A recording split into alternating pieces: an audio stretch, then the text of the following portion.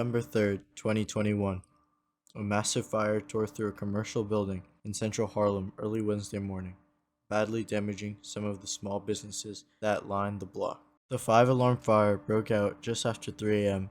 at 490 Lenox Avenue, the one-story building near West 134th Street, at the base of the Lenox Terrace apartment complex.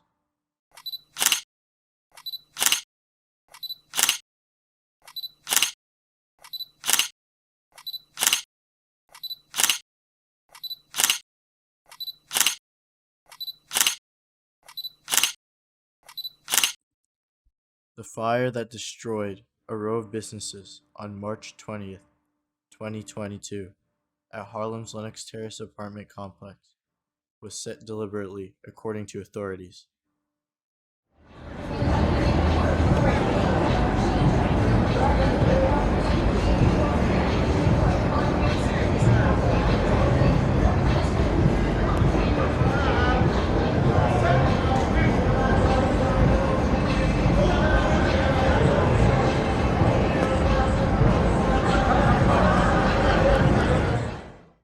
The March 20 blaze broke out around 5 a.m.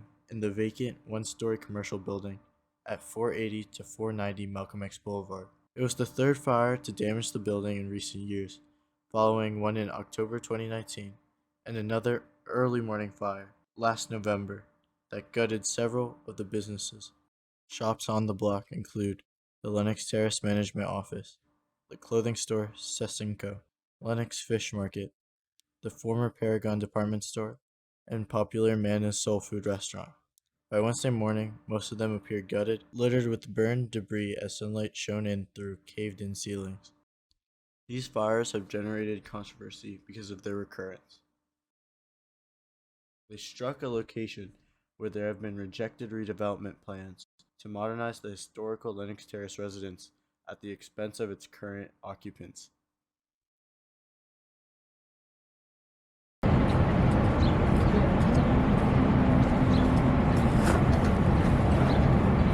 Iconic apartment complex in Harlem could completely transform. Developers are proposing adding new buildings and also much larger retail to Lenox Terrace. But some residents are fighting hard. CBS 2's Andrea Klein-Thomas on the major impact this could have. For 60 years, Lenox Terrace has been a fixture in central Harlem. And way over west, there are fine new apartments. It was an oasis for African Americans during a time when housing discrimination was the norm. If you lived in Lenox Terrace, you have arrived. Now the future of the sprawling complex from 132nd to 135th Streets between Lenox and Fifth Avenues is being reimagined. 5 new apartment buildings, along with bigger stores and restaurants, could be added to the property. First, City Council would have to approve rezoning. Essentially, you're plopping like a 34th Street right in the middle of a residential neighborhood. The new apartments would require a $90,000 a year salary, much higher than current qualifications, although nearly 1/3 of the new units would be set aside for low-income residents. If they come in with what they're proposing, it's going to drive real estate values through the roof around here. People's rents are going to skyrocket. You're going to displace, basically, an entire community. Olnick refused an on-camera interview, but promised residents maintenance would improve. However, kitchen and bathroom upgrades would only happen if the rezoning proposal is approved. They're not proposals, they're a threat. You don't do what we want in our way, we're going to just make sure your life is radically unpleasant. Lenox Terrace has almost become the most emblematic, the most significant last bastion, if you will, of gentrification. So if Lenox Terrace falls to the gentrification movement, then it becomes like the wild, wild west. Change is coming.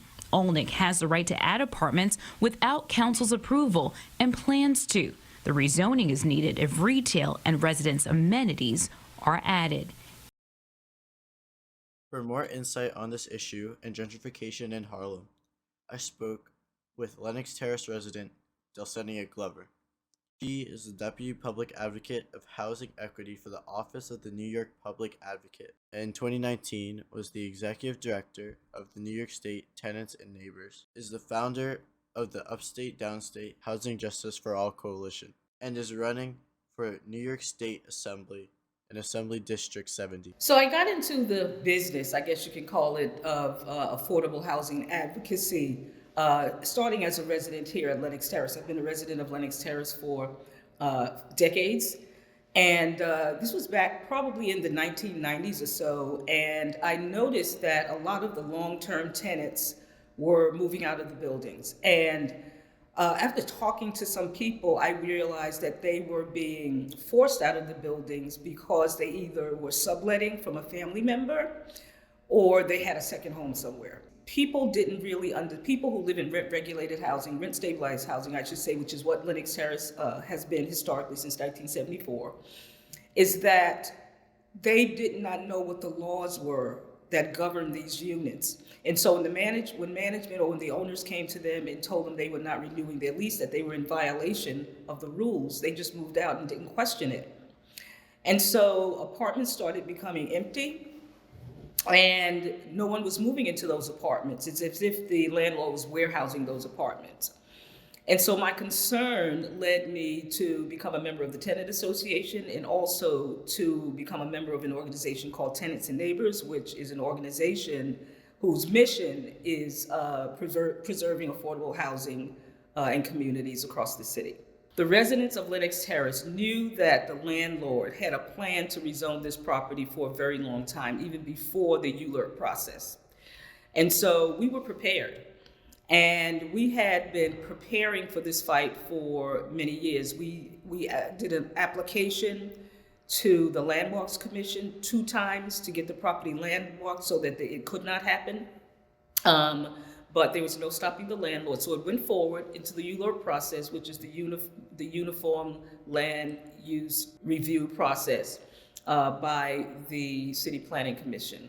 And so in that process, if a developer wants to rezone a property, it goes first to the community board, then it goes to the borough president's office, then it goes to the city council, then it goes to the mayor, and then it gets approved. This New York City Council is the ultimate decider.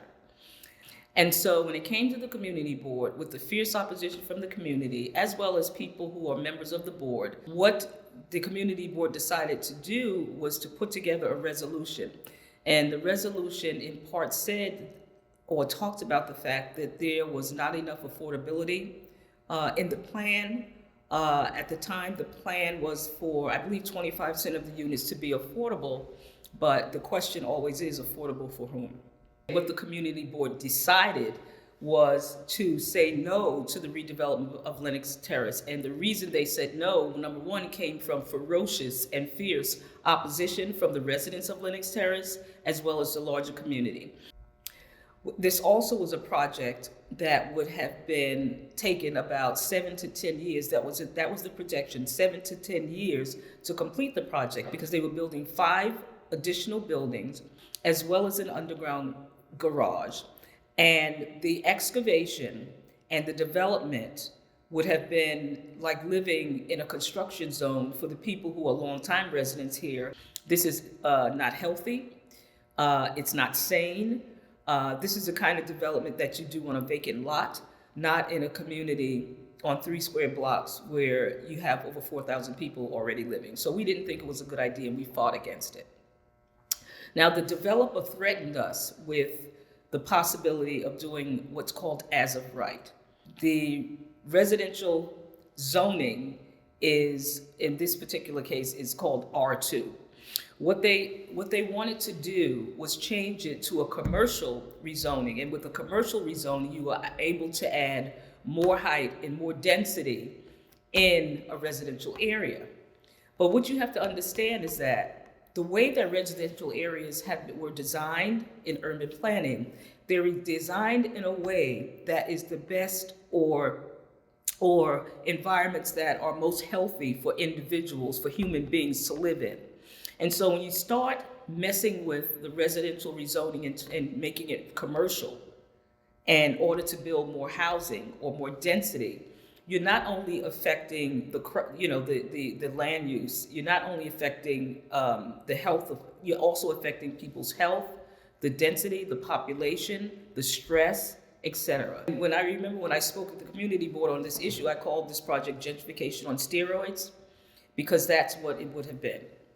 And this is the gentrifying part, is that if you are building in communities where the rent is escalating, the housing is not affordable, only a small percentage of it, you keep doing that, and eventually you're gonna have a community that Black people cannot afford to live in. I'm gonna paraphrase a joke that I heard Chris Rock say, and here's my paraphrase. You don't have to put up a sign that says no Black or brown people allowed. All you have to do is charge $3,500 a month rent for a 2-bedroom apartment, and you might as well put up a sign. It's a very complex topic, but it's basically when my Black brothers and sisters are displaced from their homes due to rising prices and incomers. What does gentrification mean to me? To be honest, I live in a neighborhood that isn't very gentrified, but I do see the issues of gentrification all around New York City and even other states, and how it affects lots of Black communities and takes away the culture from it. So although it's not affecting my neighborhood, it definitely affects me as a Black male. I think it's a really big issue in the USA for common Black Americans. It's just really sad to see how the culture of my people are really getting stripped down from the towns that they really belong in.